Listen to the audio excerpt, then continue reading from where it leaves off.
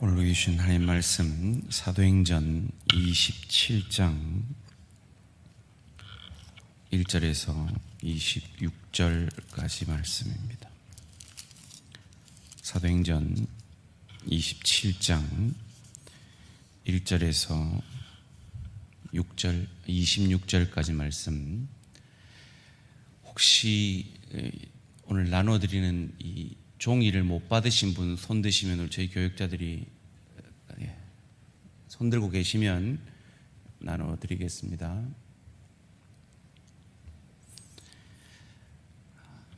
한 절씩 교독합니다.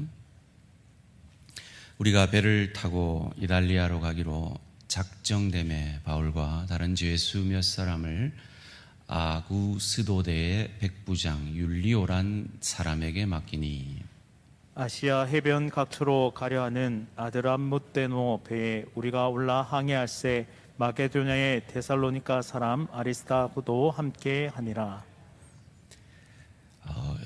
3층에도 있으니까 3층도 한번 돌아보세요. 이튿날 시돈에 되니 율리오가 바울을 친절히 대하여 친구들에게 가서 대접받기를 허락하더니, 또 거기서 우리가 떠나가다가 맞바람을 피하여 구부로 해안을 의지하고 항해하여 길리기아와 밤빌리아 바다를 건너 루기아의 무라시에 이르러 거기서 백부장이 이달리아로 가려하는 알렉산드리아 배를 만나 우리를 오르게 하니, 배가 더디가 여러 날 만에 간신히 니도 맞은편에 이르러 풍세가 더 허락하지 아니하므로 살모네 앞을 지나 그레데 해안을 바람막이로 항해하여 간신히 그 연안을 지나 미항이라는 곳에 이르니 라세아시에 가깝더라. 여러 날이 걸려 금식하는 절기가 이미 지났으므로 항해하기가 위태한지라 바울이 그들을 권하여 말하되, 여러분이여, 내가 보니 이번 항해가 화물과 배만 아니라 우리 생명에도 타격과 많은 손해를 끼치리라 하되, 백부장이 선장과 선주의 말을 바울의 말보다 더 믿더라. 그 항구가 겨울을 지내기에 불편하므로 거기서 떠나 아무쪼록 베닉스에 가서 겨울을 지내자 하는 자가 더 많으니, 베닉스는 그레데 항구라. 한쪽은 서남을 한쪽은 서북을 향하였더라. 남풍이 순하게 불매 그들이 뜻을 이룬 줄 알고 닷을 감아 그레데 해변을 끼고 항해하더니, 얼마 안 되어 섬 가운데로부터 유라굴로라는 광풍이 크게 일어나니, 배가 밀려 바람에 맞추어 갈 수 없어 가는 대로 두고 쫓겨가다가 가오다라는 작은 섬 아래로 지나 간신히 거루를 잡아 끌어올리고 줄을 가지고 선체를 둘러 감고 스르디스에 걸릴까 두려워하여 연장을 내리고 그냥 쫓겨가더니, 우리가 풍랑으로 심히 애쓰다가 이튿날 사공들이 짐을 바다에 풀어버리고 사흘째 되는 날에 배의 기구를 그들의 손으로 내버리니라. 여러 날 동안 해도 별도 보이지 아니하고 큰 풍랑이 그대로 있음에 구원의 여망마저 없어졌더라.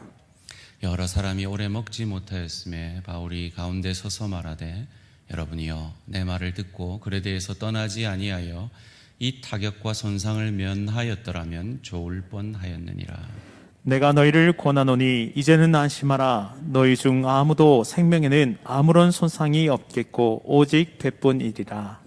내가 속한 바 곧 내가 섬기는 하나님의 사자가 어젯밤에 내 곁에 서서 말하되, 바울아, 두려워하지 말라. 내가 가이사 앞에 서야 하겠고 또 하나님께서 너와 함께 항해하는 자를 다 내게 주셨다 하였으니, 그러므로 여러분이여 안심하라. 나는 내게 말씀하신 그대로 되리라고 하나님을 믿노라. 그런즉 우리가 반드시 한 섬에 걸리라 하더라. 오늘 제목을 한번 같이 읽겠습니다. 시작. 사명 따라 사는 이들이여 안심하라. 우리의 인생을 항해로 비유하곤 합니다. 오늘 이 자리에도 그 인생의 항해 속에서 도무지 불어오는 인생의 파도 앞에 어찌할 수 없어서 하나님께 부르짖고자 나온 분들이 계시리라 믿습니다. 소원합니다. 오늘 이 밤에 하나님이 만나주시고 그 인생의 문제가 해결되어지시기를 주님의 이름으로 축원합니다. 왜 바울은 이 고생을 해야 할까요? 왜 바울은 로마로 가야 했을까요?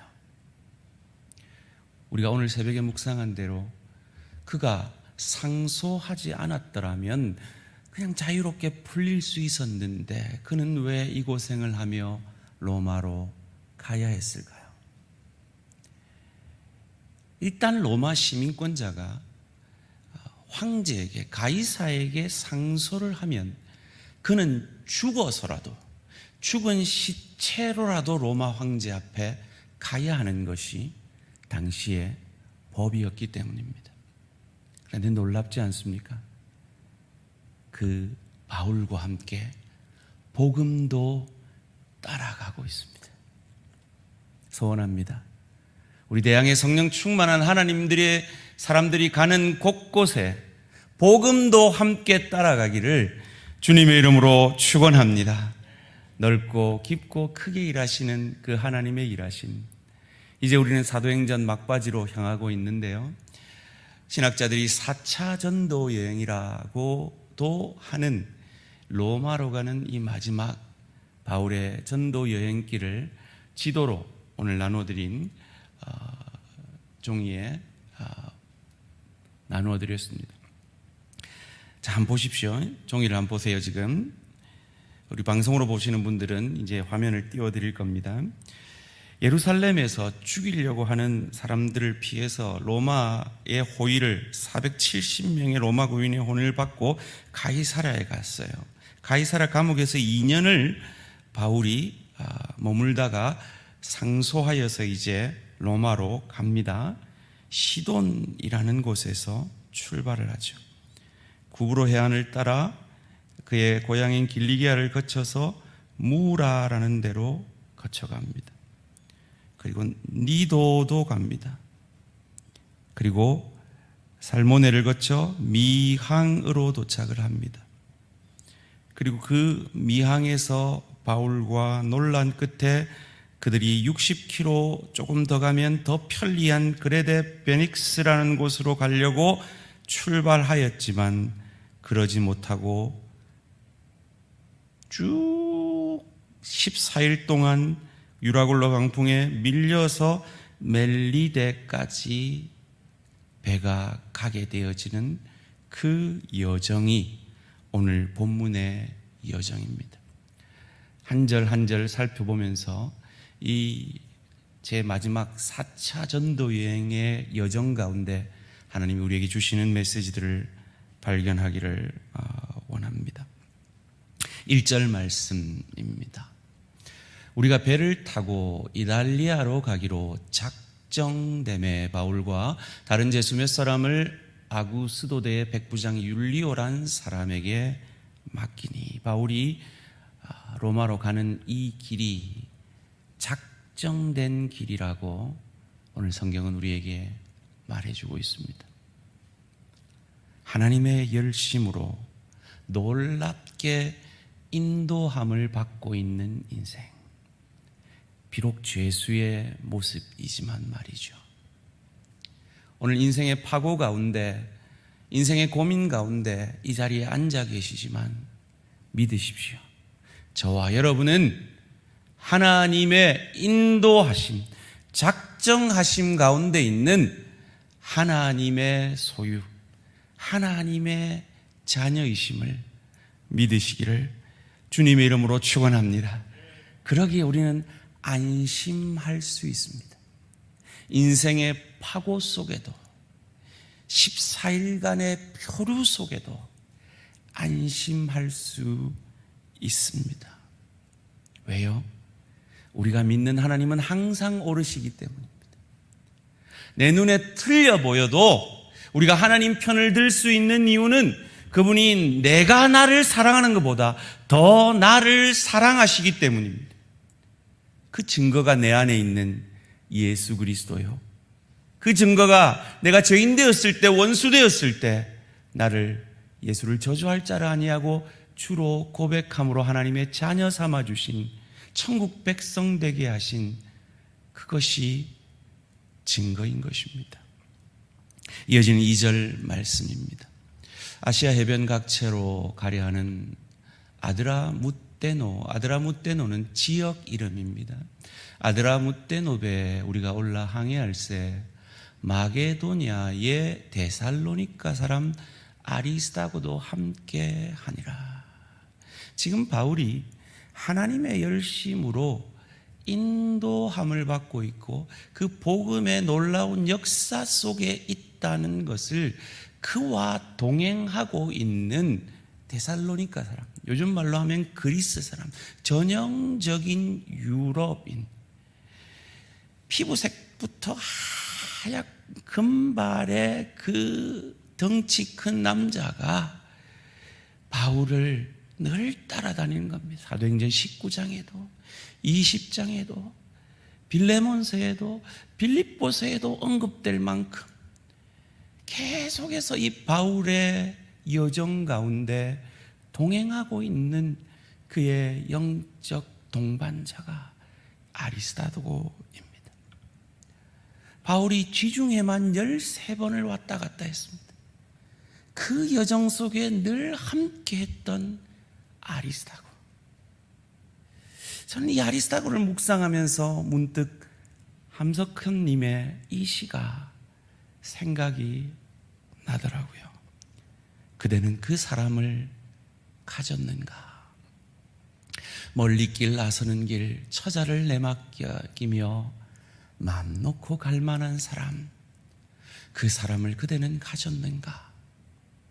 온 세상 다 너를 버려 마음이 외로울 때에도 너뿐이야 하고 믿어주는 그 사람을 그대는 가졌는가? 탔던 배 가라앉을 때 구명대 서로 사양하며 너만은 제발 살아다오 할 그 사람을 그대는 가졌는가? 불의의 사형장에서 다 죽여도 너희 세상 빛을 위해 저 많은 살려두거라 일러줄 그 사람을 그대는 가졌는가? 온 세상의 찬성보다도 아니 하고 가만히 머리 흔들 그 한 얼굴 생각에 알뜰한 유혹을 물리치게 되는 그 사람을 그대는 가졌는가? 소원합니다. 우리 대항의 부부가 이런 친구들 되어지시기를 주님의 이름으로 축원합니다.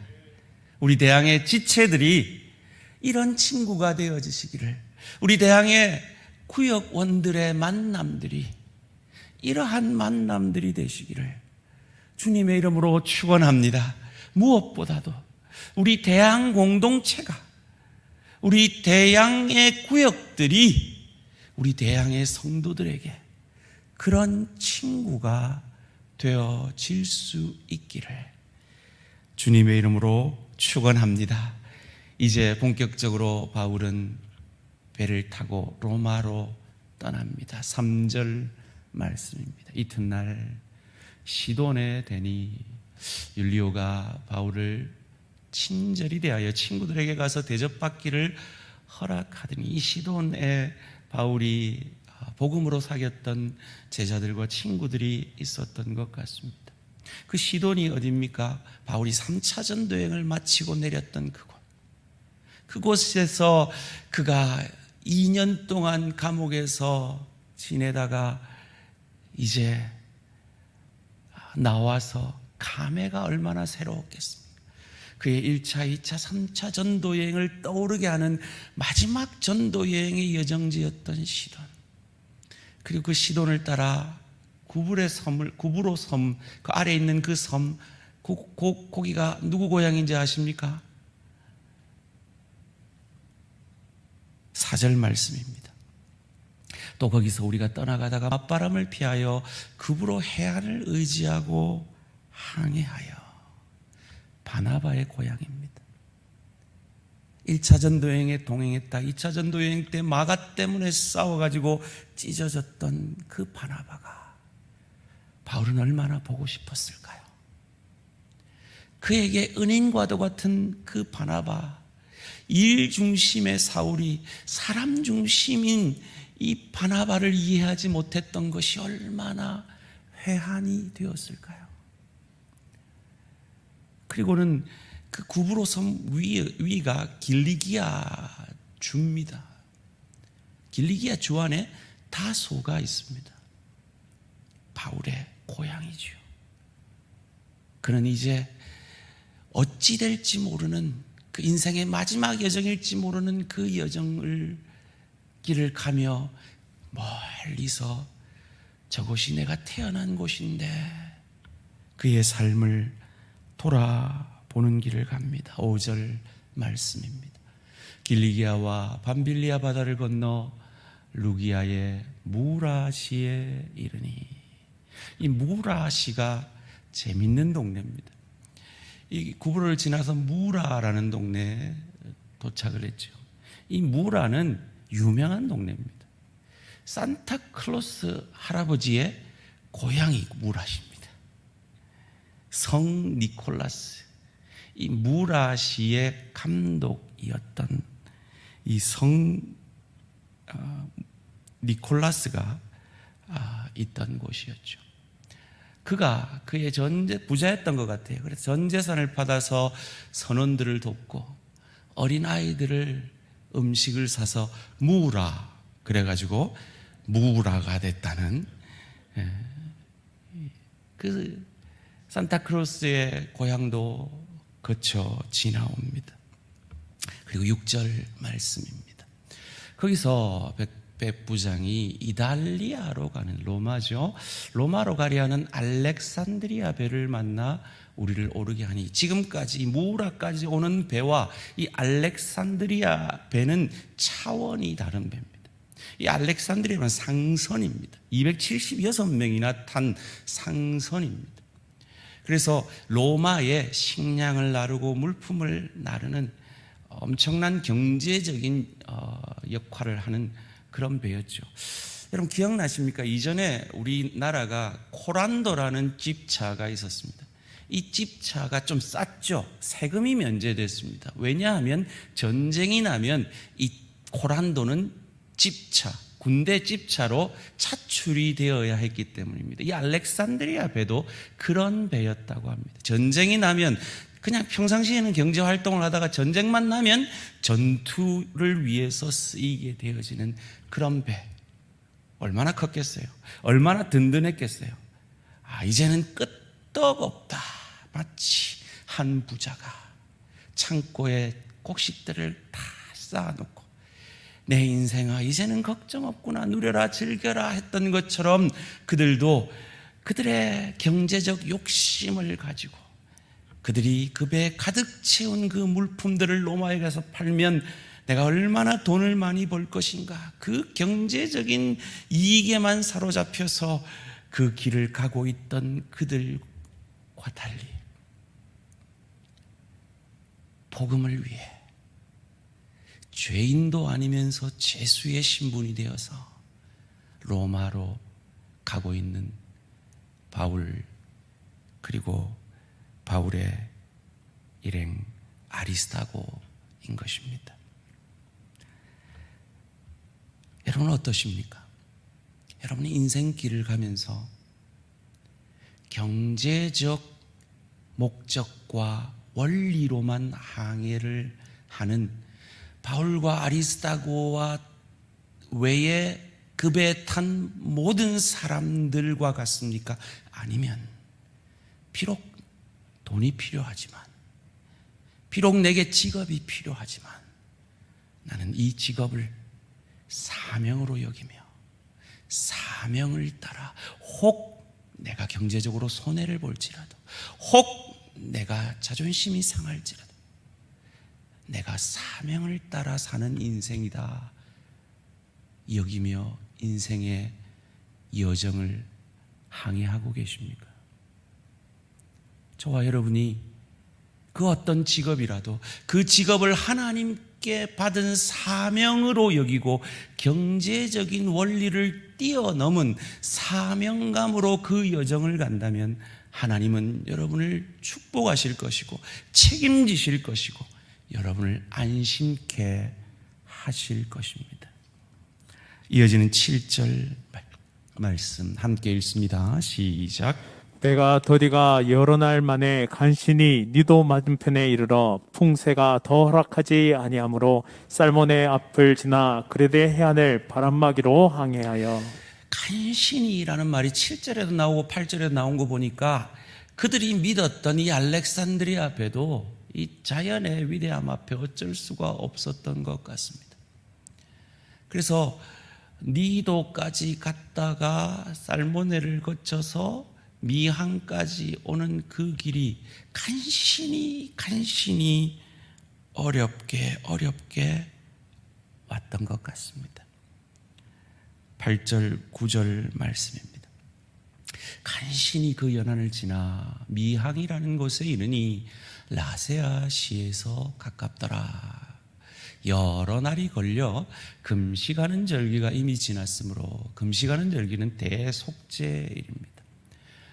이 유대력으로 말하면 7월 10일이죠. 우리 달력으로 말하면 9월 말에서 10월 초가 그때입니다. 이미 지났으므로 항해하기가 위태한지라 바울이 그들을 권합니다. 10절 말씀에 이렇게 권합니다. 말하되 여러분이요 내가 보니 이번 항해가 하물과 배만 아니라 우리 생명에도 타격과 많은 손해를 끼치리라.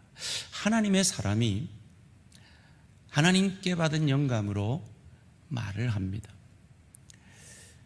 흔히들 목회자를 주의 종이라 그러죠. 맞습니다. 주의 종이 말씀으로 여러분을 권할 때 그것이 하나님의 음성으로 들려지시기를 바랍니다. 그러나 이 강단에서 선포되어지며 목회자가 부탁하는 그 말뿐만 아니라 여러분의 아내가 하는 말도 주의 말이 있고 여러분의 남편이 하는 말도 주의 말이 있고 여러분의 부모가 여러분의 자녀가 하는 말도 심지어 여러분의 동료와 지체가 하는 말도 주의 말이 있습니다. 하나님의 뜻대로 하면 그것은 주의 말이죠. 그런데 이들은 어찌합니까? 11절 말씀입니다. 백부장이 선장과 선주의 말을 바울의 말보다 더 믿더라. 아유 목사님, 그 일은 제가 목사님보다 더 전문가입니다. 지금 바울이 그런 응답을 받고 있는 겁니다. 그렇죠. 너무 당연하죠. 선장은 그 길을 얼마나 왔다 갔다 했겠습니까? 선주만큼 그 길을 빠삭하게 알고 날씨를 꿰는 사람이 누가 있겠습니까? 마치 우리가 세상 살아가면서 주의 종의 말보다 말씀보다 경제적 원리나 여론이나 내 즐거움을 더 주는 그 원리를 따라 선택할 때가 많은 것처럼 말이죠. 그들이 이 미항이라는 곳에 머물기 싫어했던 이유가 아주 타당했습니다. 이어지는 12절 말씀입니다. 그 항구가 겨울을 지내기에 불편하므로 거기서 떠나 아무쪼록 베닉스로 가서 이 베닉스까지는 60km밖에 안 됩니다. 그 어려운 그 간신히 그 길은 200km가 넘는 길이었지만 이 베닉스까지는 60km밖에 안 돼요. 그러니까 베닉스로 가면 더 편한데 일리가 있죠. 요것만 잠시 눈 감으면 내 인생이 편해지는데 요것만 잠시 타협하면 내 인생이 훨씬 나아지는데 라는 유혹들이 우리에게 있는 것처럼 말이죠. 베닉스는 그레데 항구라 한쪽은 서남을 한쪽은 서북을 향하였더라. 여기서 지내기에 불편함으로라는 건 여러 가지 의미가 있을 수 있지만 신학자들이 이 뱃사람들, 이 선원들의 생리를 따라 볼 때 이 지내기의 불편함으로라는 건 여기에 이 미항에는 유흥시설이 없고 이 베닉스로 가면 유흥시설이 많았다. 잠시 머물면서도 즐길 수 있는 곳이었다. 그런 의미가 있다고 합니다. 우리는 어떠합니까? 우리는 즐기기 위해 하나님의 종의 말을 외면할 때는 없습니까? 그래서 지나보니 그때 그 하나님의 종의 말을 듣고 유라굴라를 면했을 걸 하는 후회를 하는 것은 없습니까? 그도 그럴 것이 13절에 보니까요, 남풍이 해필이면 그때 순하게 붑니다. 그들의 뜻 60km 금방 쉽게 갈 것 같은, 마치 요나가 니느웨로 가야 되는데 다시스로 가는 배가 그냥 바로 있었던 것처럼 타협할까 말까, 말씀대로 할까, 세상의 원리대로 할까, 이런 고민 가운데 있는데 그 세상의 길이 대로처럼 확 열려져서 그냥 쉽게 타협하기 쉬운 우리들처럼 말이죠. 그런데 그 결과는 무엇이었습니까? 유라굴로였습니다. 14절 말씀입니다. 얼마 안 돼요. 섬 가운데로부터 유라굴로라는 광풍이 크게 일어나니, 이 유라굴로라는 말은요, 동풍, 북풍이라는 뜻입니다. 그러니까 지금 이 광풍이 북동쪽에서 불어오고 있는 겁니다. 저기 말하면 무라 저기에서 불어오고 있는 겁니다. 지금 저쪽에서. 그러니까 저 배가 14일 동안 그 광풍을 따라 저 아래까지 밀려갔던 것이죠.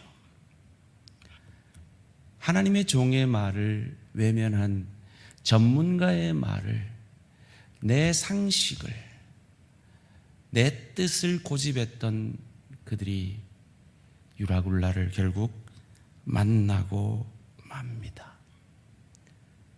어찌 될까요? 15절 말씀입니다. 배가 밀려 바람을 맞추어 갈 수 없어 가는 대로 두고 쫓겨가다가 내 뜻대로 항해를 했습니다. 내 뜻대로 방향을 잡았습니다. 그런데 유라굴라를 만나니까 내 뜻이 아무 소용이 없습니다. 내 계획이 아무 소용이 없습니다. 내 방법이 아무 소용이 없습니다. 그저 가는 대로 밀려갈 수밖에 없습니다. 이것이 연약한 우리의 인생인 것입니다. 그러다가 16절 말씀에 가우다라는 작은 섬 아래로 지나 간신히 거루를 잡아, 이 거루라는 말은 이 구조선, 이 배에 작은 배들을 달고 다니잖아요. 이 배가 이렇게 아래로 이렇게 처져, 광풍에 처져 있었던 거예요. 그래서 그 거루를, 그 구조선을, 작은 배들을 겨우 잡아 올릴 정도로 되었는데, 거기 미항 밑에 보면은 가우다라는 녹색 그 단어가 적혀 있죠. 거기에 와서 배가 깨질 것 같은 거예요. 그 광풍에 이제 이 배가 두동강이 날 것 같아요. 그래서 겁이 나서 줄로 그 배를 꽁꽁 묶습니다. 17절 말씀입니다. 16절 말씀, 그를 잡아 17절 말씀, 끌어올리고 줄을 가지고 선체를 둘러감고, 스르디스라는 건 이 모래톱입니다. 이 바다 속에서 파도에 따라 이리저리 움직이는 모래 언덕입니다.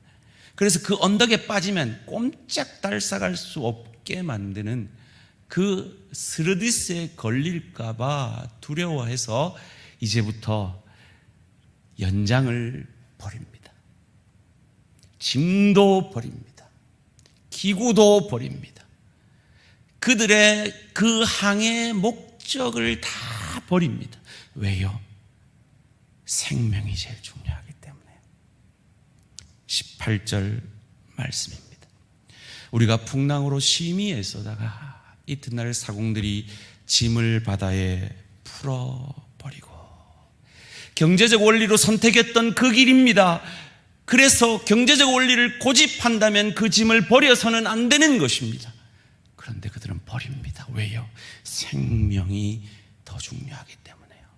19절 말씀입니다. 사흘째 되던 날에 배 기구를 그들의 손으로 내버리니라. 왜요? 그 귀한 기구를 왜 버려요? 생명이 더 귀하기 때문입니다. 20절 말씀입니다. 여러 날 동안 해도 별도 보이지 아니하고 큰 풍랑이 그대로 있음에 구원의 여망마저 없어졌더라. 사랑하는 성도님들, 구원의 여망마저 없던 상태, 이 상태가 저와 여러분이 예수 만나기 전의 상태였음을 믿으시기를 주님의 이름으로 축원합니다.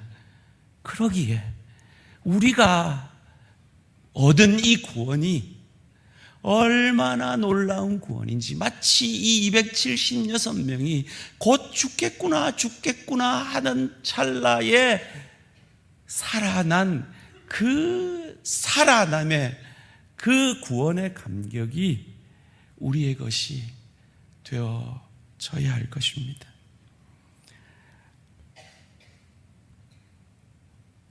바울이 사명을 위해 그 길을 갔던 바울이 생명을 위한 그 길, 사람 살리는 그 길, 영원한 생명의 복음 전하는 그 길을 바울이 갔던 이유가 바로 하나님을 위해서 하나님을 핍박했던, 구원의 희망이 없었던 그를 구원해 주신 하나님의 구원의 은혜에 대한 감사였듯이, 오늘 저와 여러분이 맡은 교회에서의 직분의 사명, 가정과 일터에서의 그 사명, 그 구원의 은혜의 감격으로 잘 감당해내시는 저와 우리 모든 성도님들 되시기를 주님의 이름으로 축원합니다. 21절 말씀입니다. 여러 사람이 오래 먹지 못하였으며, 살 희망을 잃어버렸죠. 바울이 가운데 서서 말하되, 삶의 소망이 없는 이들에게 바울이 대안이 되어줍니다. 바울이 답을 제시해 줍니다. 여러분, 이것이 그리스도인됨입니다. 이것이 여러분의 가정에서, 여러분의 일터에서 그리스도인으로서 세상에 희망 없는 그 세상 속에 이리저리 밀려가는 그 인생의 파고 가운데 있는 이들에게 대안이 되어지는, 이것은 믿음의 대안뿐만 아니라, 복음의 대안뿐만 아니라, 여러분이 여러분 직장에서 그 사명을 실력껏 감당하여서 그 실력으로 예배드림으로 여러분 회사에서 풀려지지 않는 그 문제에 여러분이 대안이 되어지시고, 여러분의 일터에서 풀려지지 않는 그 인생의 문제 가운데 저와 여러분이 대안이 되어지시는 우리 모든 대안가족들 되시기를 주님의 이름으로 축원합니다. 그는 담대히 이렇게 말합니다. 22절 말씀입니다. 내가 너희를 권하노니 이제는 안심하라. 왜 안심하라 합니까? 사명자와 그들이 함께하기 때문입니다. 너희 중 아무도 생명에는 아무런 손상이 없겠고 오직 배뿐이니라. 바울이 이렇게 말할 수 있는 이유를 이어지는 23절 24절이 말합니다. 내가 속한 바 곧 내가 섬기는 하나님의 사자가 어젯밤에 내 곁에. 여러분, 왜 하나님의 사자가 어젯밤에 바울 곁에 서서 말하셨을까요? 바울도 이들 275명과 같은 절망 속에 있었기 때문입니다. 바울이라고 별 우리랑 다르지 않습니다. 이어지는 본문이 그것을 증명해 줍니다. 바울아, 두려워하지 말라. 왜 이 말을 할까요? 바울도 두려워하기 때문입니다. 마치 우리의 인생의 파고 속에, 폭풍우 속에 두려워하듯이 말이죠. 여러분이 걱정이 돼서, 여러분이 삶의, 인생의 미래의 문제가 걱정이 되어서 이 자리에 나온 것 하나님이 이해하십니다. 하나님 다 아십니다. 우리가 두려워하고 있는 것 다 아십니다. 바울이 두려워하고 있는 것도 하나님이 아십니다. 당연합니다. 그것을 야단치시는 것이 아닙니다. 두려워하지 말라. 왜요? 내가 가이사 앞에 서야 하겠고 네게 아직 사명이 남았느니라.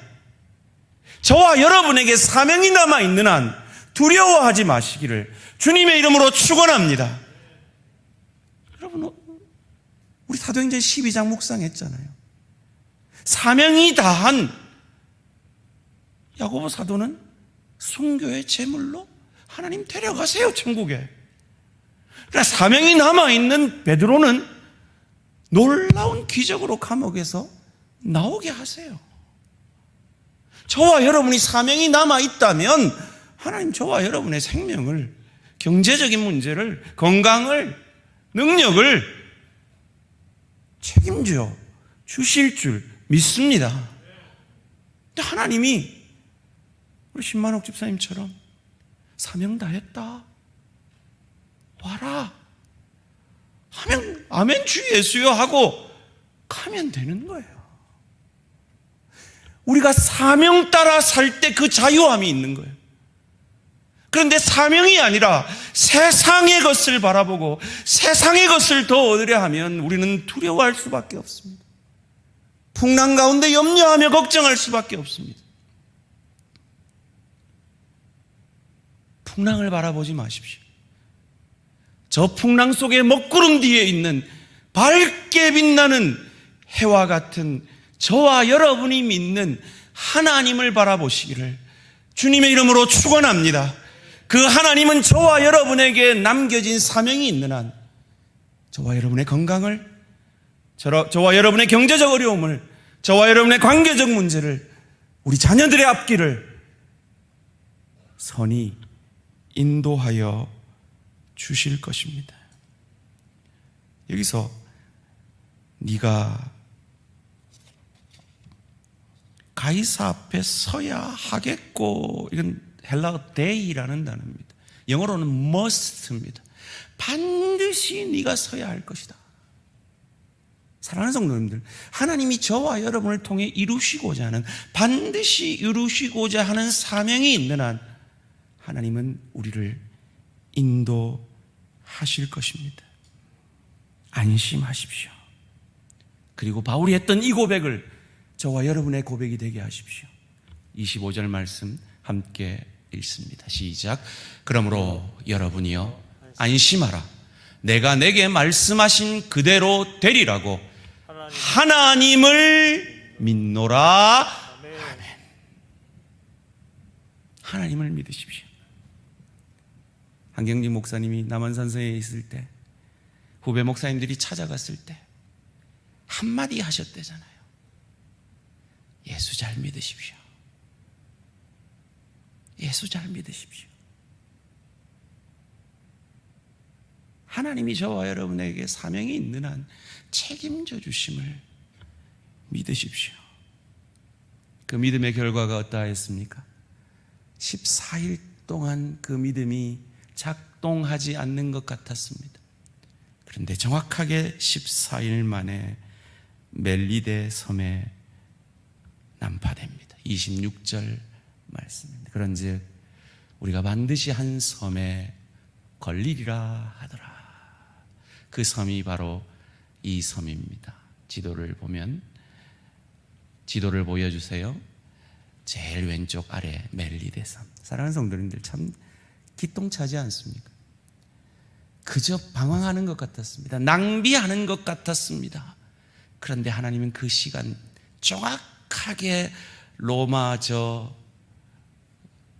부츠가 있는 그 아래까지 데려다 놓으셨습니다. 이것이 하나님의 일하심입니다. 사명이 남아 있었던 바울은 63년에 가택연금에서 풀려나서 마음껏 4년 동안 복음을 전했습니다. 그리고 67년에 사명이 다하자 네로 황제에 의해 순교당했습니다. 사명이 남아있으면 하나님 우리를 책임지십니다. 사명이 다하면 하나님 우리를 저 좋은 천국으로 데려가십니다. 그리고 사명을 따라 산 사람은 저 좋은 천국을 누리고 즐길 수 있는 예수 닮은 인격과 실력의 하늘 상급을 받게 되실 것입니다. 손해볼 것이 없는 인생입니다. 사명 따라 사시는 저와 우리 모든 성도님들 되시기를 주님의 이름으로 축원합니다. 결단의 찬양 드리시겠습니다. 사명이라는 찬양입니다. 주님이 가신 그 십자가의 길, 그 길 나도 성령 충만함으로 가기를 원합니다. 함께 고백합니다. 주님이 홀로 가신 나도 따라가오. 나도 따라가오.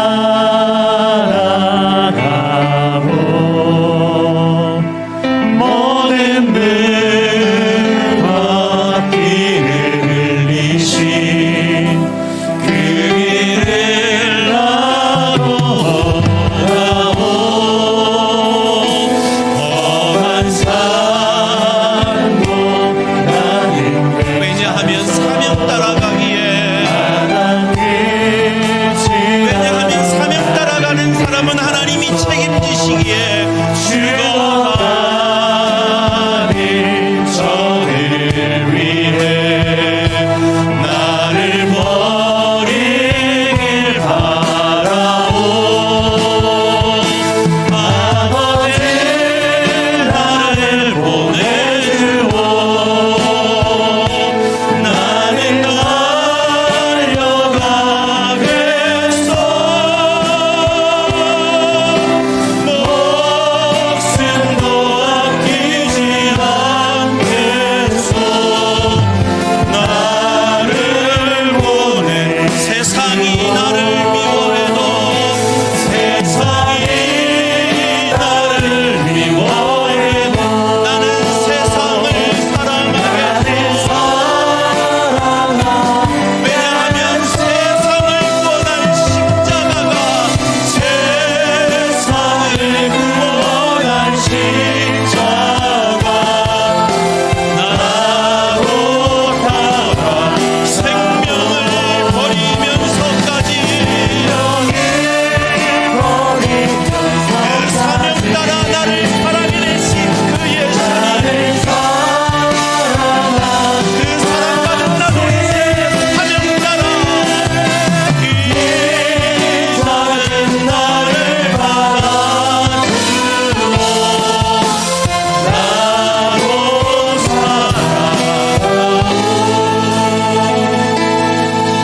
이 시간 함께 기도하실 때 하나님, 나의 남은 생에 사명 따라 사는 인생 되게 하시옵소서. 무엇보다 주의 교회에 맡은 사명, 직분 잘 감당하게 하시옵소서. 하나님, 그러나 그것이 다가 아니라 내 가정에서 남편으로서의 사명, 아내로서의 사명, 부모로서의 사명, 자녀로서의 사명, 성령 충만함으로 잘 감당하게 하시옵소서. 그것뿐만 아니라 내 이 직장에서 내게 주신 그 직업이 하나님이 내게 주신 소명인 것을, 사명인 것을 믿음으로 그 직업을 통해 많은 이들을 유익게 하며 복음의 귀한 통로, 은혜의 통로가 되어지도록 우리 자신을 위해 사명 따라 사는 우리 인생 위해 기도하시겠습니다. 가을에 그 사명 따라 주의 교회를 섬기기 원하는 귀한 5분의 장로님들을 저희가 성령의 인도하심 따라 세우게 됩니다. 장로는 계급이 아닙니다. 어려운 섬김이며 참으로 괴로운 헌신이며 참으로 순전한 하나님 앞에 드리는 제물됨입니다. 그러기에 장로 된다고 우쭐댈 것도 없고 안 된다고 시험될 것도 없는 것이 이 임직입니다. 그런데 한국교회가 어느샌가 모르게 이것이 계급화되어지고 그러다 보니 이것이 교회의 가장 큰 시험거리가 되어지는 현실을 살고 있습니다. 성령 충만한 우리 대한 공동체는 결코 그러하지 않기를 원합니다. 되는 분들도 되지 않는 분들도 하나님의 뜻 앞에 겸손히 그 뜻에 순종할 수 있기를 원합니다.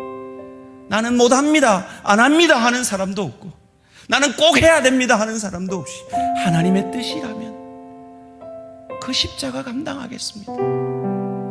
하나님이 사명이라고 맡겨주시면 감당하겠습니다.